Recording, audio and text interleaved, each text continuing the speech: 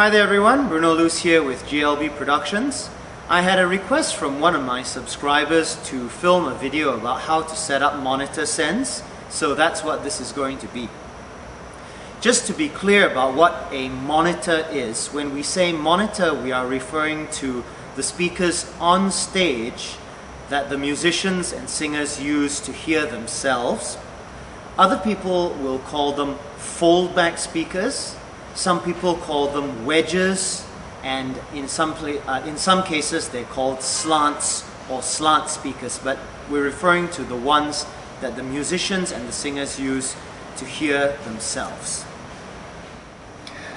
Okay, so here's a view of the mixer that we'll be using for this demonstration. This is an analog mixer. It's a Soundcraft Spirit Live 4.2.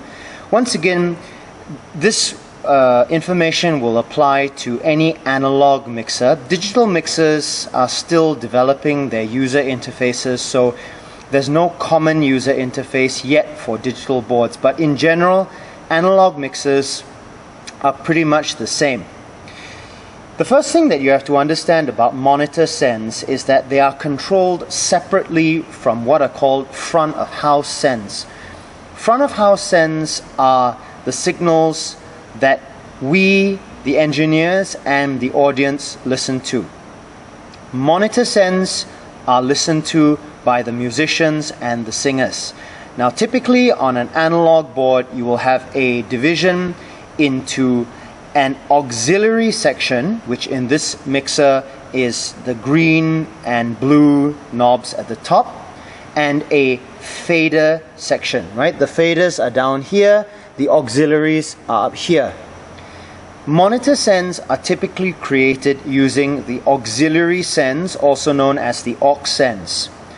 Front of house mixers are usually created using the faders. So what I always tell people when I train them, faders are what we listen to. Auxes are what they listen to, what the musicians and the singers listen to. So to begin with, when you set up a monitor mix, you have to realize that you are not just looking after one mix. You're looking after multiple mixes, each one being listened to by a single performer, or in certain cases, a group of performers. If we come over here to the master section of the mixer, you'll see that here you have master faders. Now, those master faders control the overall level of what we, the audience or congregation, listen to. You'll also see down the side here, you'll see a series of auxiliary master faders. Now you can see that on this mixer, you have a total of 6 auxiliary faders. Each of these represents a single monitor mix. And these knobs function the same way as these do. They are master control for the overall level of the monitor mix. So the first thing that you do is you assign monitor mixes to each artist, musician, or singer. In this church, aux 1 are the singers at the front, aux 2 are bass player and guitarist who are located on the step behind the main singers. 3 is the keyboard player, and 4 is the drummer. So once you've decided what will be what, you set your aux masters to the unity gain position. Now, the unity gain position on this mixer is 2 o'clock. On some mixers it will be 12 o'clock. On this mixer, it's 2 o'clock. Something else which I have to point out to you here, if you look carefully, you see a button here which is labeled aux for pre. This is to switch this aux pre or post fader. When an aux is pre-fader, what that means is that the level of the channel fader does not affect the signal going to that aux. If it's post-fader, the level of the fader affects the signal going there. Now, in general, on monitor sends, you want them to be pre-fader, and I'll explain why later.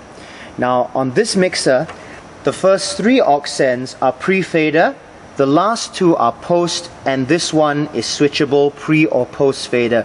If you want to use it as a monitor send, it must be switched pre-fader with the yellow light on. Okay, so now here we have a view of the channels themselves.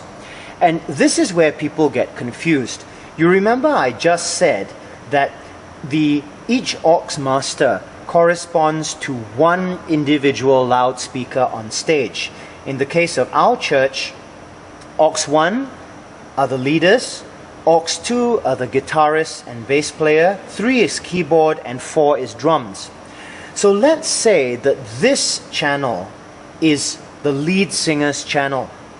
This knob represents the level of his mic going to himself. This knob represents the level of his mic going to the guitarist and bass player.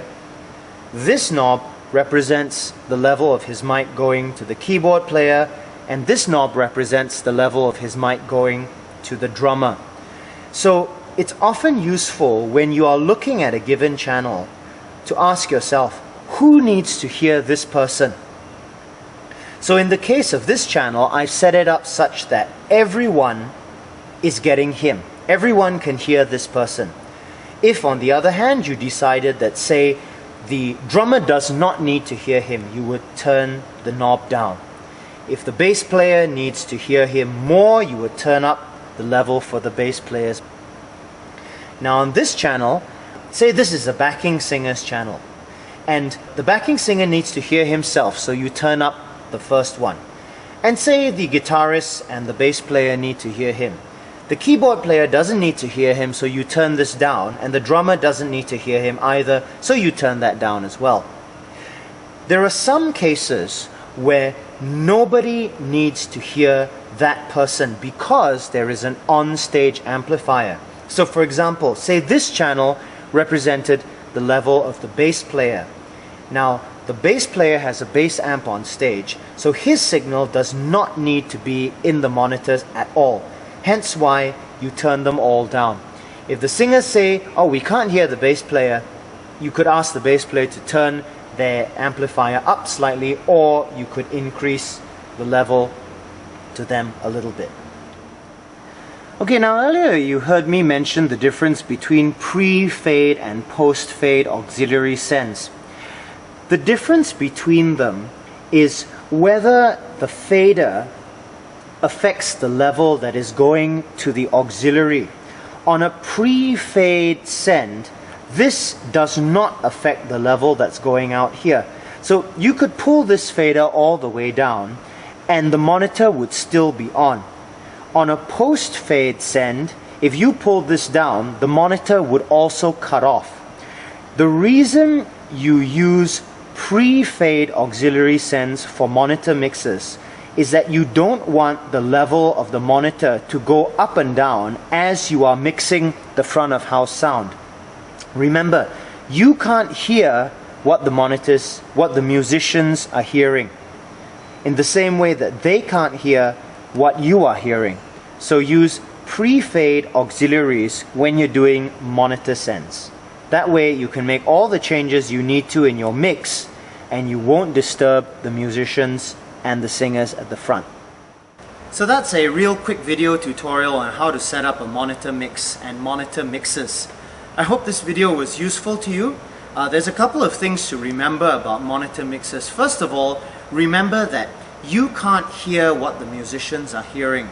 So you need to communicate with them and you need to ask them what each person needs to hear.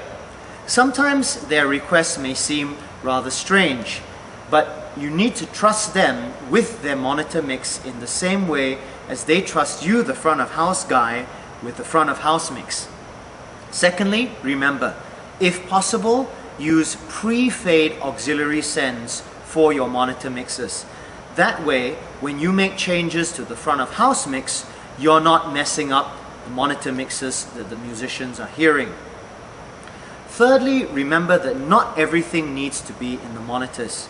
If an instrument has an on-stage amplifier, it may not need to be in the monitors at all because the spill from the amplifier is already more than enough for the musicians and singers to hear.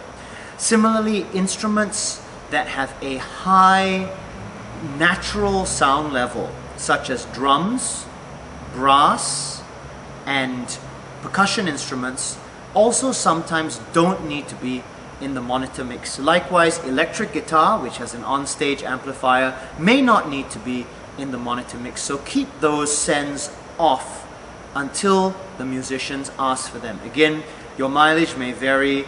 All bands are different and all setups are different. So you'll need to work that out based on your individual circumstances.